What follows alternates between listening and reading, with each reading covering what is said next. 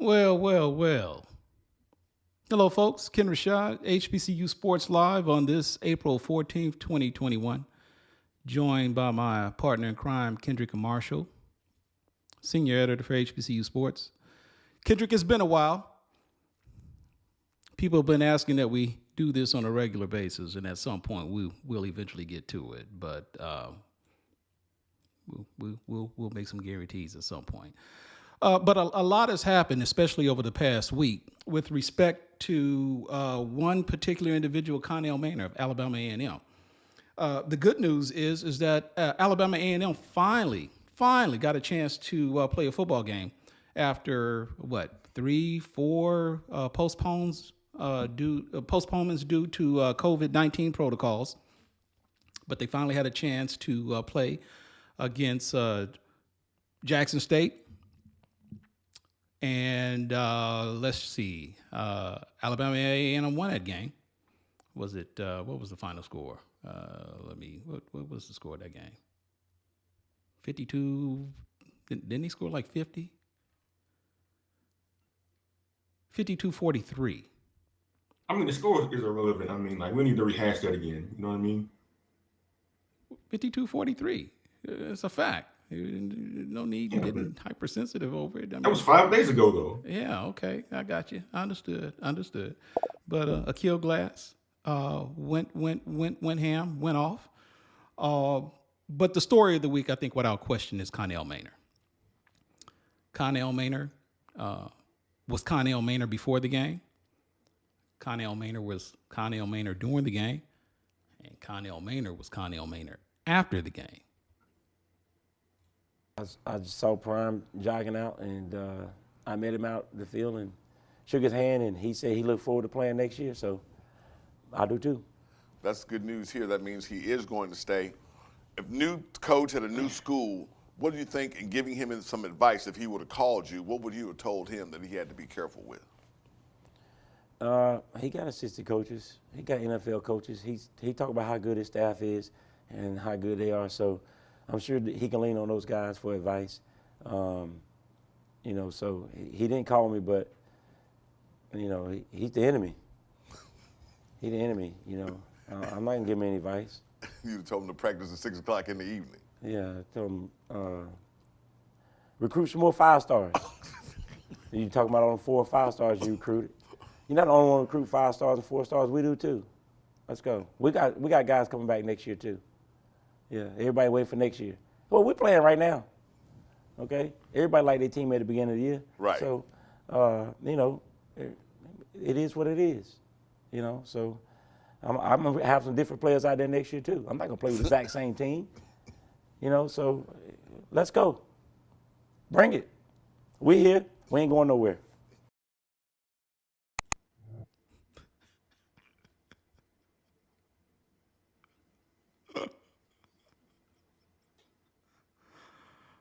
Oh, Kendrick, what do you say to that? That was hilarious. I mean, Connell Maynor, as you said, before the game, he was talking junk. During the game, probably talking junk. And after the game, as you saw right there in that clip, he really doubled down on his junk talking. It's fun. This is fun, Ken. I mean, you got to admit, like, as I wrote the other day, the presence of Deion Sanders and all the attention he's gotten since he's come to JSU and been in the SWAC has lit a fire under some of these coaches. And they are, at least Maynard, and to some extent, Dawson Oliver Southern, they are really not here for all of this commentary about how great Deion Sanders is and how much the perception at least is saving the SWAC and HBCU football. These are proud coaches who've accomplished a lot, and they want to let everybody know too that, hey, we're good too. We've won too. We can recruit too. And so, as you saw in that clip, Connell Maynor is letting everybody know that he's literally the top dog, or at least one of them, in the conference, and won't be intimidated by any other coach, current or newcomer, in the league. And you might as well go ahead and add Donald Hill-Eley to that list too, because he had the entire athletic department at Alabama State behind him, and you saw they went no holds barred and put a picture of him after the game. He said it was childish, but Hill-Eley even went so far as to say, "I want my shoe back." Now, of course, he brought it back and tried to explain what he really meant by that. But make no mistake about it, and Deion has even admitted that the team has got a target on his back. But I would have had the opportunity, if I had the time, I wanted to get the clip of Deion and his response to that. And I found that to be somewhat unique in that he indicated that not Hill-Eley, but Connell Maynor was trying to make a name for himself, and that it required him bringing up Deion Sanders' name into the mix. And I thought that was just a tad bit disingenuous. I don't know if that was if that's necessary, because if you know anything about Connell Maynor, you'll know. And one Alabama A&M poster even made it clear. This is not the Connell Maynor that we saw when he was at Winston-Salem State. And I think it speaks to a lot about how new this is to Deion Sanders. And while everybody knows about Deion Sanders doesn't know a lot about the HBCU environment, or in essence, the SWAC in general. So what do you say to that? I don't think the response was unusual. I just thought it was just Deion just trying to just stay below the fray. Not saying anything disrespectful to Coach Maynor. But I mean, Deion is obviously new to the league. He's learning as he goes along. This is a learning curve for him with different teams and coaches and their personnel and everything like that. So he may not have been as familiar with Connell Maynor as we are, or some of the people watching this broadcast are. So I mean, you have to give him a little bit of a leeway there to not hammer him too hard about it. But I think he handled it pretty well for him, because like Deion could have been Deion and said some things that probably would have drew some ire. But he tried his best to not get too involved in what some might think of as mustling from across the conference. So I think Deion handled it well. But at the end of the day, like, all this is fun. Like the trash talking from coaches is sort of a staple in the SWAC and black college football in general. I mean, this is going on for like decades, with coaches across the league going at each other during games, after games, in the media. So this is just another instance of this being rehashed again with the new generation of coaches. So, but again, I guess I go back to Deion Sanders' response to the reaction of Connell Maynor, because I these coaches, Connell Maynor being who he is, Connell Maynor respects pretty much everybody in this conference, and we don't hear that from him in the way that he did with Deion, because again, these coaches, they interact with each other, they respect each other in that way. But when you put in consideration how Deion Sanders came in, and everybody kind of labeled us as being haters and so forth when he was, for what he said.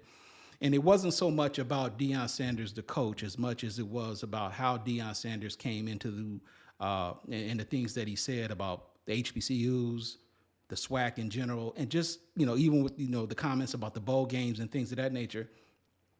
It was a true indication that he wasn't very aware of the makeup of the conference, and it would have probably done him he would have been better off had he taken the time to learn a little bit more about this before he kind of just would go shouting out saying how we need to change the narrative. Well, and there's nothing wrong with changing the narrative, but if you're going to change the narrative, you need to kind of know what the existing narrative is.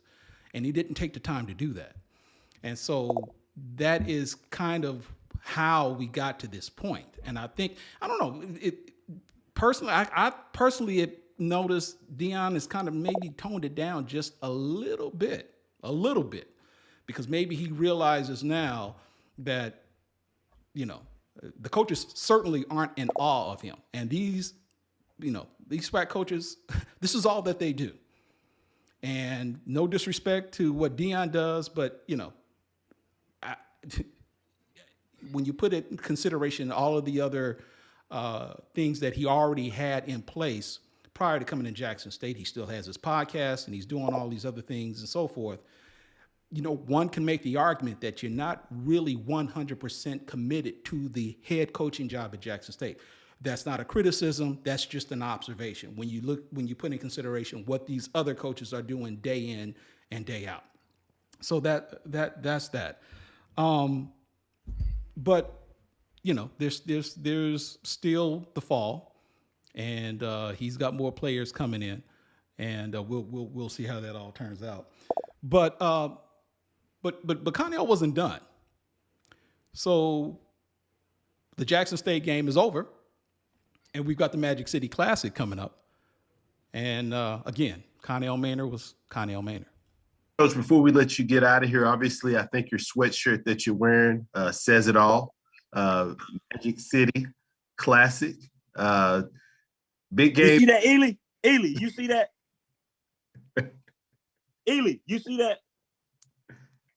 Let's go, boy. I see you, boy. Coach, one question on that before you get out of here. Just preview that matchup. A lot on the line this weekend. Oh yeah, man, that's my buddy over there. I can joke with him like that. See, I can talk junk all week this week because he the best joke. He the second best when it comes to talking. See, I'm number one. He number two. He might have a few more jokes than me, but it's gonna be on this week, all week. And we text and talk every week, and we still gonna talk this week too. But he know on Saturday for that 3.5 hours that he gonna be my enemy, and then after the game we'll be back joking again. But he got a great football team. He got a great defense. Travis Pearson doing a great job. We know they're gonna bring the pressure, so we're gonna work on our protections. How we gonna pick up these blitzes, Ely? Okay, and then we're gonna be one-on-one with your DB. So just know when you blitz, you put them boys at risk because we got the best receivers in the league. So you know what it is. I know what it is. We got to see who can do what they got to do. I know you're gonna blitz. Won't you let me play with 12? No. So yeah, and offensively they're doing a great job. They got Gray, and number 2 back there's a great running back also. And then they got their big receiver, number 18, and they're gonna try to get him the ball and feed Gray. So we know what we got to do. We know what they're gonna do. They know what we're gonna do. So we're gonna see who can do it the best. It's gonna be a 4-quarter game. It always is. You throw the records out, but both of us got good records this year. It's for all the marbles who's going to the championship. So Ely ain't got to give all his rah-rah speeches. I ain't got to give mine. The guys know what's on the line. It's going to be a great football game. It always is, and it will be again this year. It's going to come down to who's going to make the last play. And hopefully it'll be us and not them.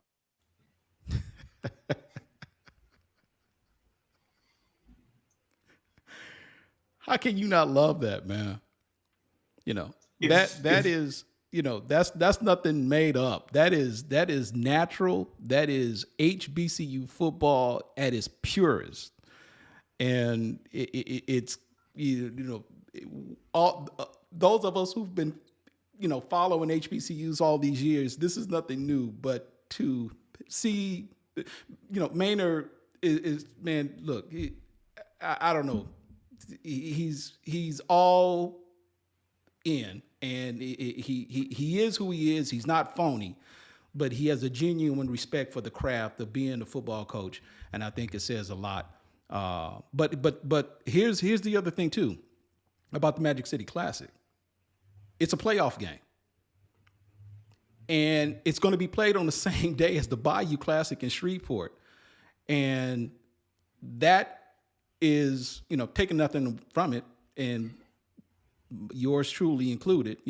Some have said this isn't the Bayou Classic. I actually heard some people on social media say it's just a Grambling Southern scrimmage.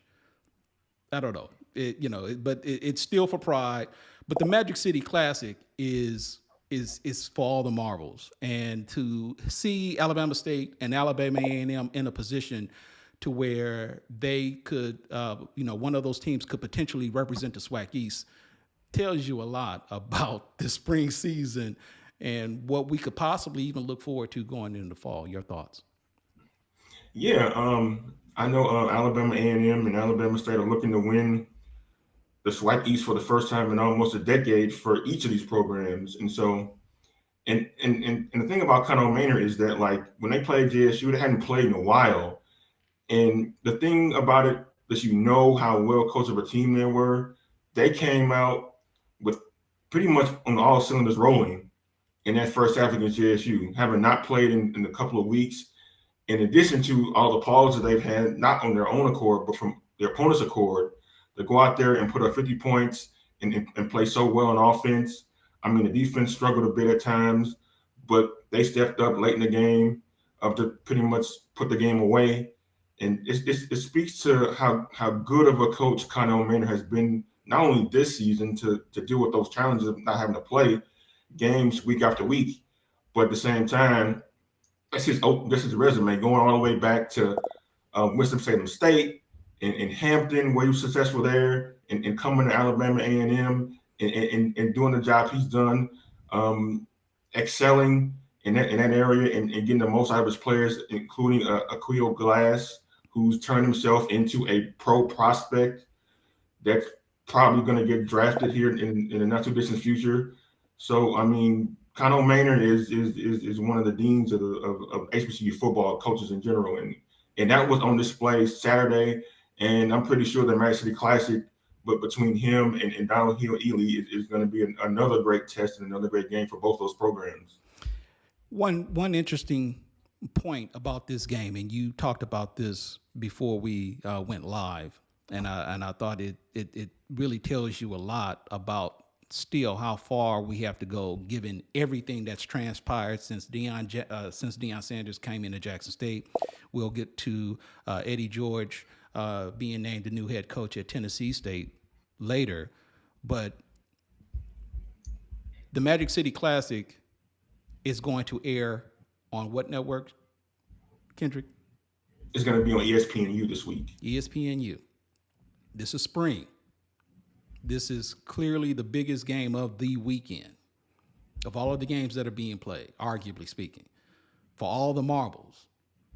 And yet, for all of those, for all of you, and this is just an observation, and I'm not saying that these things are going to necessarily happen overnight, but there were those of you who were pretty adamant that Deion Sanders was going to change the entire fortunes of the entire HBCU world. And the only games that we've seen on ESPN so far have been games that feature Jackson State. So I'm not saying that it won't happen. And then when you put in consideration what SWAC Commissioner Charles McClellan has done up to this point and the work that he has put in with respect to, changing the agreement with ESPN, we still can't get this game on either ESPN or ESPN2. So that just goes to show, I mean, yeah, you can say it's on ESPNU and that's fine, but we've had games on ESPNU before. That's nothing new. But I just want you guys to know that we still have a ways to go for those of you who are trying to say that the so-called Deion effect is in play, because we've got no proof that that's happened as of yet. And there's no sign that that's going to happen in the fall when everybody is playing. And keep in mind, ESPN is not just doing this just to make friends. This is a business, and it really does come down to eyeballs. So they're not going to just, say, well, those HBCUs want to get exposure, and we need to, do what we can. It's got to be viewer driven. They've got to be given some reason that indicates, we need to put some other teams other than Jackson State. There's got to be some metrics and some data to indicate an interest to actually and genuinely put some games on ESPN or ESPN2 that don't involve Jackson State. Just an observation, just something I wanted to make, but just a point that I wanted to make. But I thought that was something that needed to be addressed. Yeah, I mean, like I wrote about a month ago regarding the future of this particular partnership with the SWAC and ESPN. I spoke to a sports business journal editor who followed these things, and he mentioned that these games on ESPN and ESPN2 are helped by the fact that JSU has Deion Sanders as their head coach. Mm-hmm. And so because of that those games are going to be more prioritized than maybe in Alabama State and Alabama A&M, or also this weekend, another big game is the Prairie View Arkansas Pine Bluff game, Right. which will also have some SWAC championship game implications on it too. Indeed, it will. Yeah, and so I mean, when we have a high profile person like Deion Sanders as a part of your conference or your team, like networks are going to gravitate towards that. It's kind of the reason why all the New Orleans Pelicans games are on ESPN, though the Pelicans aren't a very good basketball team, because of Zion Williamson. It's why the Lakers are on television so many times a year, because of LeBron James factor. So that's nothing new here, but you would wish with the current state of the contract between the SWAC and ESPN and the ability for the network to flex games into those spots, that a game like the Magic City Classic would be elevated to ESPN or ESPN2, or the Pine Bluff Prairie View game would also get that same respect. But as you said, it's going to take some time for that to happen in the fall. We just don't know, with the schedule being a little bit more crowded, with Power 5 schools taking over those Saturday slots and G5 schools taking some of those slots during the week. And historically, HBCUs have only been able to get television time on ESPNU on Thursday nights. So it's going to be difficult for schools to get this type of attention once the fall rolls around, unless ESPN decide we're going to just go all in on covering HBCU sports and football games in particular. Chris Lucas made an interesting comment in making it known that Delaware State was able to get on ESPN2 last weekend, which is true, Chris, but keep in mind who the opponent was. I believe they played Delaware. Delaware isn't an HBCU. The argument here that we're making is, when will ESPN make the conscientious decision to feature two HBCU opponents that don't involve Jackson State? That's the point here. And we already know why, Jackson State was on. That was strictly and solely due because Deion Sanders is the head coach. Nothing wrong with that, and that's fine. We get that. No one's denied that. But if we're going to really turn the corner, and if we're really going to, if we're going to make the argument that Deion Sanders, and I guess maybe even some degree Eddie George, and I think it's safe to say the Southern Heritage Classic will probably get some sort of national exposure when that game is played later on in September. But the point is that when we get to the point to where we can see an ESPN or ESPN2 game that features two HBCU teams that don't include Jackson State, you can make the point that we've turned a corner. But if we're going to give anybody credit for it, we can't dismiss what Charles McClellan, commissioner of the Southwestern Athletic Conference, is doing / has done up to this point to make that happen. So that's the only point. Speaking of Eddie George, was named the new head coach at Tennessee State, Kendrick, and you obviously got some inside information on that and kind of what led to that news. What can you tell us? Yeah, so after the news broke that Eddie George was going to be hired by Tennessee State, which completely took everybody not close to the program off guard, I reached out to Ronald Elam with 28th and Jefferson Twitter account. Does a really great job over there covering Tennessee State athletics.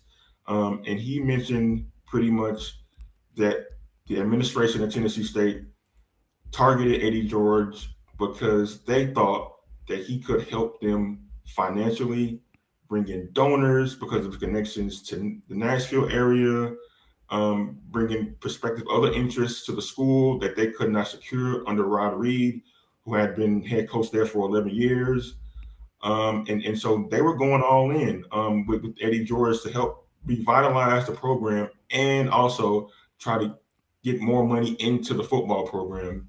So that was the main motivation why Eddie George was hired at Tennessee State, because over the last 24 hours, Eddie George has done a press circuit, and he mentioned that he wasn't thinking about being a head coach 6 months ago until he was pressed by the Tennessee State administration. And they sold him on what he could do, not only for Tennessee State, but in the Nashville community And so it was attracted to Eddie George, and he decided to take the job. So this is going to be an interesting move because unlike what JSU did with Deion Sanders, where it'll be a little bit easier for him to excel right away. Tennessee State is in the OVC conference, where they have opponents that are routinely ranked, make postseason appearances. So this is going to be a process. This is going to be probably about a 2-3 year process for Tennessee State to get to the level that it wants to be. But I mean, we have a guy like Eddie George in the fold, and he's made a splash hire with Hugh Jackson being the offensive coordinator. And there's some rumblings that there may be some more NFL coaches coming along too at Tennessee State. They're in a really good position to build something right now, and so that star power matters. And so I know we're gonna talk about this pretty soon, but like schools are now doing whatever they have to do to get not only exposure, but simply to win football games. That's what it's all about. That's why JSU hired Deion Sanders. Right. That's why Tennessee State hired Eddie George. The bottom line is they want to win football games, and they're gonna get the best coaches possible to do that, even if they don't have any experience or little experience, as long as they can get the recruits and get the donations to go along with that, they're gonna make those moves. So, and Stephen Gaither, I think, said it best. And appreciate you, brother, for the support and coming in and interacting with us from HBCU Game Day. But to be honest with you, I think you and I said that this is where we kind of wanted to, the basis for this live stream was for this particular topic that we're about to discuss now. Because when you put in consideration what Jackson State has done in hiring Deion Sanders, what you put in consideration what Tennessee State has done in hiring Eddie George, I don't know if this is a trend, but I am of the belief that Pandora's box is open. And I don't look, I get the reasons why Jackson State hired Deion Sanders. I get the reason why Tennessee State hired Eddie George. I get it. But is this necessarily a good thing long term? Is this, because here's the thing. We talk about these coaches not necessarily having college coaching experience. But yet we talk about these coaches, Connell Maynor, Dawson Odoms, Willie Simmons, Broderick Fobbs, you name them. Coaches who have been doing this for years, who have been in the grind, who have come through the ranks, who have started as assistants, GAs, who've done whatever it is that they had to do to finally get to the point to where they are now. But then you got a school, Jackson State, Tennessee State, they go out and they want to win games, obviously, but they go out and they get coaches with star power, but coaches who don't necessarily have the resume to back it. And is this somewhat of a double standard? Because here's the thing. We talked about how schools at the Power 5 level and how we had all of these eligible coaches who worked on, as assistants at Power 5 universities. We talked about it to some degree with the NBA, with Steve Nash and with Steve Kerr, with, Golden State and with Brooklyn, and how they were just offered jobs that didn't have any coaching experience. And yet they were qualified coaches who were overlooked. And now here we are. Because I remember there used to be a time when we had coaches that coached at HBCUs and they were just kicking butt. And we used to always wonder, well, why is it that any of these PWIs, why aren't they reaching down to HBCUs to hire our black coaches? And now we've got HBCUs that are, and again, I'm not saying this is a trend yet, but Pandora's box is open. But now we've got HBCUs who are overlooking these head coaches who have the experience to hire coaches with obviously the name and the cachet to, and the splash, but, isn't that somewhat of a double standard? And for those of you who are out there, I really want your comments on that. Please feel free to provide comments, because I think this is this is important. And I think when you put in consideration all of those coaches who have, like I said, who are looking for that opportunity, and if your name isn't Deion Sanders or Eddie George, and you're in a line and you see that they're able to just come up in front of you and get that job that could have been there for someone else, then, you know, that's the thing. So what do you say to that? Yeah, a lot of our commenters are probably saying what I'm going to say here, and that's the fact that despite maybe the lack of experience that Deion Sanders might have or Eddie George might have, they bring in resources and opportunities that, as great as coaches as Connell Maynor is and Dawson Odom is, and some of these others are, they are not doing that. They're not bringing in corporate sponsors. They're not bringing in ESPN. They're not bringing in Barstool Sports, regardless of how I feel about that organization.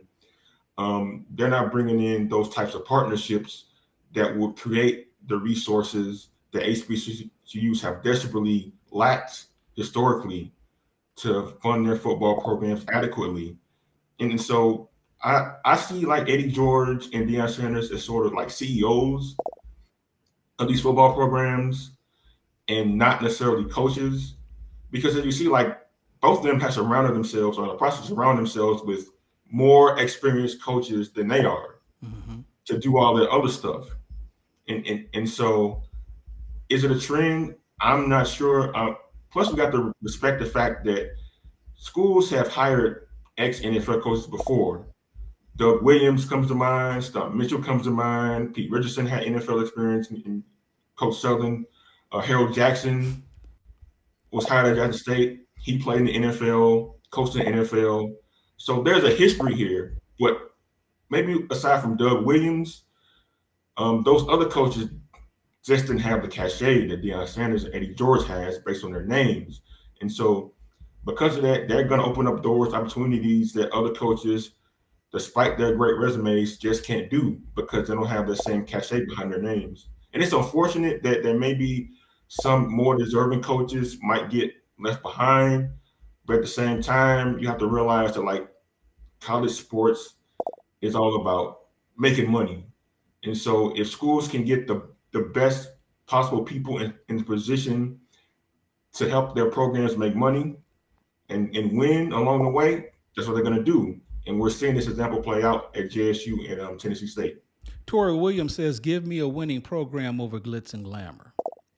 Now, that's an interesting dichotomy in that let me ask you this. And then this is would you rather have a program that is making money, that is increased its donations from boosters, that has increased its season ticket base, that is basically winning in every area, financially speaking, except wins on the gridiron? Do you take that? Are you willing to accept that, even if it means not getting the chance in the case of the SWAC or even the MEAC or whatever conference you may be? Are you willing to take all of this money that comes in if it isn't going to yield you at least a conference championship, or if it isn't going to get you a trip to the Celebration Bowl or whatever bowl game or whatever postseason opportunity there may be out there? Is that considered a win if you can't get a win in on the gridiron? As long as teams are competitive, I mean, ideally you want both, but as long as teams are competitive and you also bring in the money, you're going to take that because, as you know, Ken, football revenue is the lifeblood of a lot of these athletic programs. And so if they can supplement that with the head coach who can help them bring that in, that's what they're going to do. I mean, like, you see schools like Alabama when they hire Nick Saban. You see other Power 5 schools making splash hires. All of a sudden, their donations go up, season ticket sales go up, and they might not win right away, but there's interest there, and you want to create interest in your program at the end of the day. Like nobody was talking about Tennessee State football a week ago before Eddie George was hired, Right. And Ronald Elam mentioned that. He mentioned that like the sports radio stations in Tennessee are now talking about Tennessee State football because they hired Eddie George. And so with that comes the attention, it comes the national exposure, it comes more local coverage, your program is elevated. And while you might not win right away, you have the attention on you and you have the spotlight on you. And at the end of the day, that can lead to more opportunities that you otherwise would not get. So, I mean, it wouldn't be out of realm of possibility for more schools to consider this outlet to quickly improve their programs from that standpoint, more so than strictly a football standpoint. Yeah. I just don't know. You're saying it's okay, make the money, and you're saying it's okay to be competitive, but okay. So here's a question for you, and this goes for either Jackson State or Tennessee State. Let's just say 3 or 4 years in, and well, let's talk strictly Jackson State at this point. And any of you JSU people out there, feel free to answer this because I really like to know. Let's just say 3 or 4 years in, you guys are winning. You guys are getting money. You guys are, ticket sales are there. And I guess maybe you've made some capital improvements to facilities and so forth, and you've got all of these brand new shiny things, and you may be competitive on the field, but you haven't won any SWAC championship games.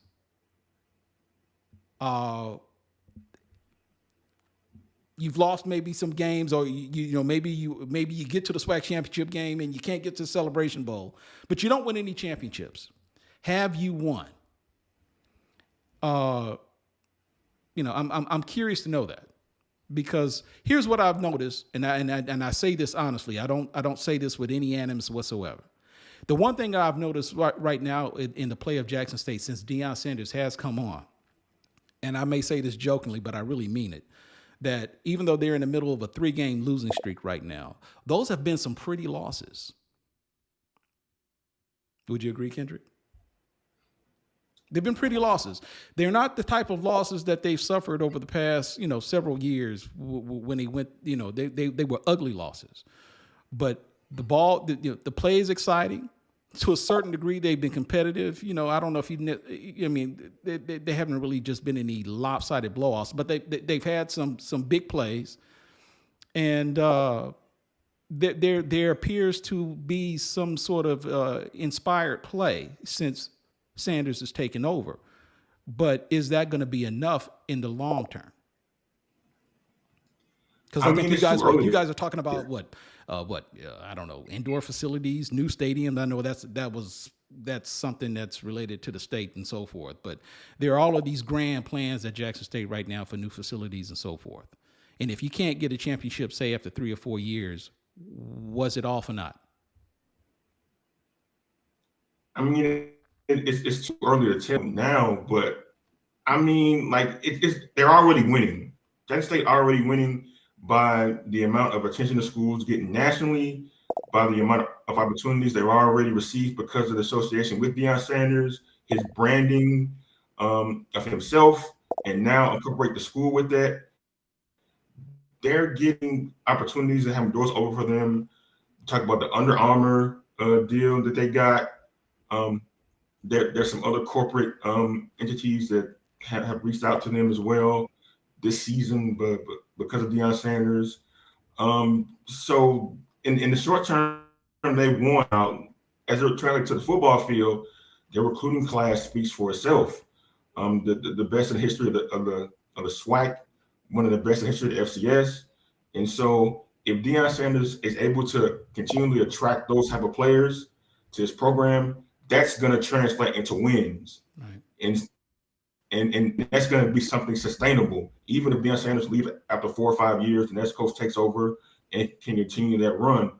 But because of Deion Sanders being at Jackson State and the amount of attention and money they're getting right now, along with their recruits, they've won. I mean, they might win. If they win one SWAC title, it'll be worth it. I know we want sustained success, but if you win one title and get to one Celebration Bowl or win one black college football championship, it's all worth it. Because at the end of the day, that's what you want. So Chris Lucas again says, so it's cool to make money, but it won't be when you're losing to FAMU, Bethune-Cookman, A&M, Bama State 4 to 5 years straight, not even coming close to winning the SWAC East Division. And I'm in agreement with that, because at some point, let's just say there is some progression with facilities, with the way things, maybe improvements with, infrastructure related to athletics and so forth. Eventually what's going to happen is, and I'm a firm believer, that if you give a coach everything that he needs to win, the only excuse that a coach has is wins or losses. And so I guess right now, I guess Coach Sanders, and I'm not saying he's making an excuse, but I guess it's safe to say that he's come in and he's realized that there are some deficiencies related to the facilities at Jackson State.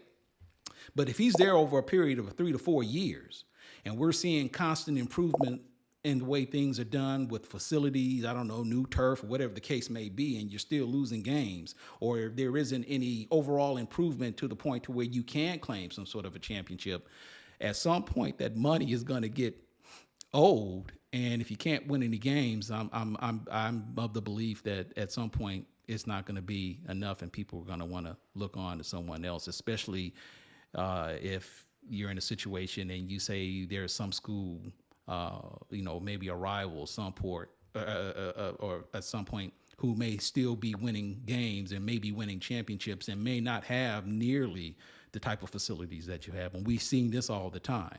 So, that's just my opinion on that particular subject. But Yeah, I mean, you're right. Go ahead. Oh yeah, in a lot of ways you're right. But at the same time, like the face of the organization, a high profile person as being your head coach is going to bring those resources, and it's going to bring in those recruits. I've interviewed some scouting service directors, and they're saying right now that Jackson State is recruiting star athletes, something that HBCUs historically haven't done. And I know like other programs in the SWAC and around black college football have done the same, but it's rare that you see an HBCU school like Jackson State talked about recruiting G5 schools, like Jackson State has. And so eventually you would hope if you're JSU that those athletes, turn into something and that could lead you to wins and championships with, if these recruits are what everybody says they are, they should do that. And so you don't have to worry about having losing seasons or worrying about winning championships, because that's going to come along with those athletes you bring in. Right. Speaking of the Bayou Classic, the Bayou Classic is Saturday. And I guess more so not so much the Bayou Classic as much as it is the SWAC West, in that, who does UAPB play? They play Prairie View. Prairie View. Okay. That is the game of, I don't know if is that a situation right now? I'm really not familiar with the scenario on the West. So here's what I do know. I know UAPB pretty much controls its own destiny. I'm guessing the same applies to Prairie View too. I know that the Bayou Classic is big for Southern, in that if they win and they can kind of stay ranked, they have an opportunity to possibly get, I guess, an at-large bid into the playoffs. So there is indeed something in stake for Southern with the Bayou Classic, more than just pride. In Gramblin's case, they're just simply trying to get a win and trying to sort out some of their internal coaching issues that hopefully will be resolved by the time fall rolls around. Lord knows, I hope that's the case. But your thoughts on the SWAC West with respect to UAPB, and I guess that so here's I had a conversation with Reggie Flood earlier when the spring first started, and he, like I still hold this, that has nothing to do with the records and so forth. I understand that these coaches had to go out and coach during the spring. I still am not putting a whole lot into the spring season because everybody couldn't play the same amount of games. We had COVID issues.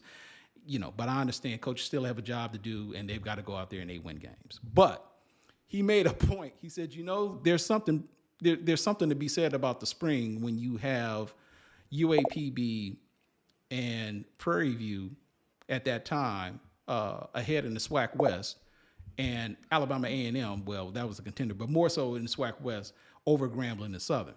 I thought that was a pretty interesting comment, and that was after game one, after Southern lost to UAPB, but yet we see UAPB is still grinding and they're still getting it done, which kind of leads you to believe that Doc Gamble, granted he again, a person who came up through the ranks and who was actually an assistant on that when he finally took over as head coach, is getting the job done. And I think it's safe to say that we've seen UAPB progress over the last 2-3 years, and that I think it's safe to say, at least for the foreseeable future, they're here to stay. Wouldn't you agree? Oh yes, I definitely agree with that. It's unfortunate we haven't talked a lot about them, but as you said, they continue to grind this season. They beat Grambling and Southern for the first time in the season since 2012, and I like the way of how aggressive they are. Like, people may overlook Pine Bluff, but Doc Gamble has done a fabulous job with their team. He's putting the SWAC on notice, putting the SWAC West on notice that they're going to fight with you for 4 quarters. They're going to play their style of football. They're going to do onside kicks to start the game, which is something pretty unique for them. Just let you guys know how they're just going to let it all hang out every week in and week out. And so them being on the cusp of officially winning the division speaks to how the job Doc Gamble has done. And he spoke Monday about, with him being in the program for a couple of years and then finally taking over as the full-time head coach, that the players related to him a lot. They understood his style. They understood where it's coming from. So it was an easier transition for him and the team under that scenario, rather than them bringing in somebody else and having to start over again. And so because of that, it's the springboard in the spring, and now they find themselves about to host the SWAC championship game, which few people thought would be possible when this season first started. Kudos to Torrey Williams, and I have to show this again because he reminded me, and I knew this, and I don't know why I didn't think about it, but Prairie View is ineligible to go to the postseason, is ineligible to go to the SWAC championship game this year. So this really is a case of UAPB or Southern. And then someone posted, I don't know all the details with Southern, even though PV is ineligible, I know their wins or losses still count and would still have an impact on the possibility of Southern representing the SWAC West. And I believe there's a lot. So if someone knows, post that and make me aware, because there are a couple of things that need to happen. Southern's not mathematically out of winning the SWAC West, but they certainly need some help, if I'm not mistaken. But but the Bayou Classic in Shreveport this year, as opposed to being in New Orleans. And for those of you who are wondering why it isn't in New Orleans, Superdome is under renovation. Superdome wasn't available. That's the reason why it's going to be in Shreveport. I will be there Saturday. I am curious to see how this is all going to look and appear with no bands, just teams and fans. I'm just going to go and turn right back. I'm not staying the night. Not going to any parties. Not going to hang out on Monkhouse Drive. But but pride is still on the line, Kendrick. Your thoughts about the Bayou Classic? To me, at least, it doesn't have the same buzz. Not because it's in Shreveport this year, just simply because what's happened to Grambling this year, them being 0-3, them having some upheaval within their coaching staff, and then their starting quarterback has entered the transfer portal, and they battled COVID issues most recently here. The game doesn't have the same cachet that we know and love from previous seasons. And so the Bayou Classic, maybe for the first time in a while, is just kind of like just another game, pretty much. To me, at least, I mean, maybe Grambling fans and Southern fans don't feel that way because those fan bases really go at each other. But for me, like I don't sense this being like the Bayou Classic of old, like just what I described. I think I don't know how the game's gonna play out. I'm probably Southern's probably gonna win simply because Grambling hasn't had enough time to prepare. But it doesn't seem the same as it used to be. It's more of like a somber type of Bayou Classic, if that makes any sense. Yeah, because it's just because of the scenarios I just laid out. But it, like you said, it's an interesting game to like watch without the element of the bands and things scattered about the stadium and just on the same buzz as it has been had before. Yeah, but the one thing that goes without mentioning is that when you put in consideration the Magic City Classic and the Bayou Classic being on the same week, whereas in the typical fall season, the Magic City Classic is 2-3 weeks typically before the Bayou Classic, at least a month before, and yet the Magic City Classic, without question, is the game of the week this week. So that is a unique distinction with respect to how the Bayou Classic is going to be viewed this Saturday. Let's look at some of these comments. Vince Thornton, Prime only had these kids whom he didn't know for a couple of months and put in a whole new system, and y'all talking bad about the man when these other coaches been there and they played intact. That's hilarious to me. But Prime already in a few months elevated the status of HBCUs as a whole, but folks are still hating. Let's actually give him a couple of years to build his team. Vince, if we're haters, that makes you a Deion Sanders lover, right? No one has said anything bad about Deion Sanders. Nobody said anything about Deion Sanders not being able to coach. No one is hating on him. What is being said is Deion came into this conference thinking that he was bigger and better than everybody else. And instead of taking the time to learn the lay of the land, he came in thinking that he was just going to run Rashad over everyone else, and these coaches just simply weren't going to have it. So, put in consideration that 3-game winning streak over Edward Waters, you beat Grambling by a fumble, and that blowout win to Mississippi Valley, you guys, you were riding high, and understandably so. But then you played some other teams who, let me use the phrase, they had dogs too. And because of how Deion entered the conference, these schools in their own unique way are now clowning him for how he treated them beforehand. So I guess my point is this all remains to be seen, man. Nobody's hating Deion Sanders. Nobody is saying that he can't coach. Obviously, he just got there, and I just indicated that we've seen an improvement in the team's play. So I don't understand what the point is. But, but that's not surprising. Eric, what's up, Newt? I will be traveling to Birmingham for the Magic City Classic and moving in the morning again, coming back for the first time in 30 years. Same with me. I will be going to Shreveport, which is a 3-hour trip from Dallas, and we'll be turning around immediately after. Because I've got my vaccine. Got one more to get. And by the time that happens, I'll be good to go.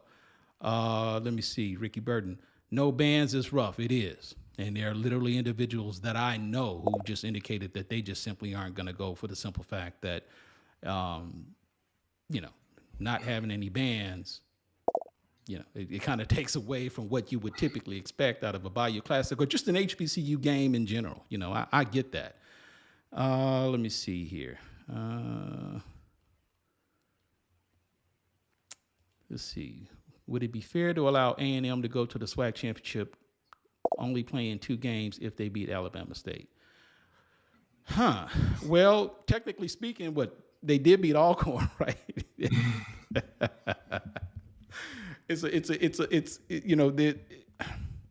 All things considered, Johnny. I mean, I understand the argument, but what's the alternative? Who else should go? Alabama State?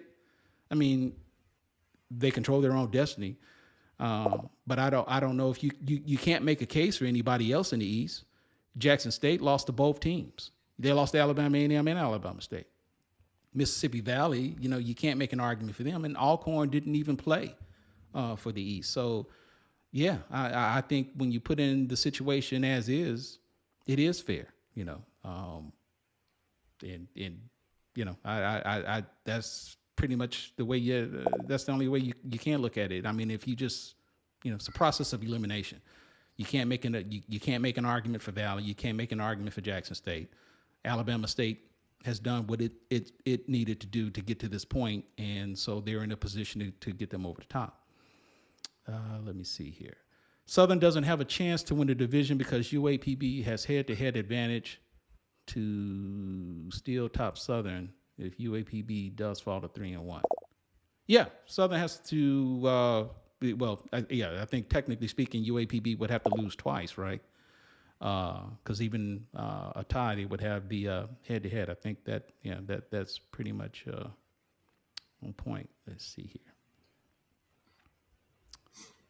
Alabama A&M also plays Valley after the Bama State game.